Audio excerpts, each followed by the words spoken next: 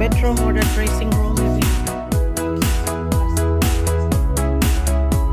That's on the ground.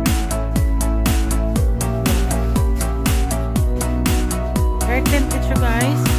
Lagyan nyo na ng hangin yan.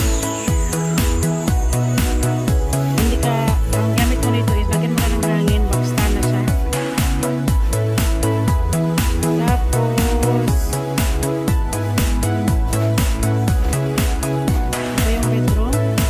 This can be a bedroom. It's a nice bedroom.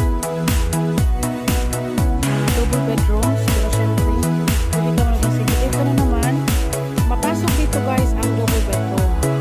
Double mattress. Pero kung single ka lang okay lang para may space ka na pagto kayo. Yan. Malaki siya sa gitna. Pwede nyo isang bedroom gawin yung higaan, yung isa lagyan ng mga gamit, yung isa doon mabilis. 4 bedrooms ito, ang ganda. Malaki din ang space. Sige mag-tent dyan, main na kayo. Papski. Main ka na Papski.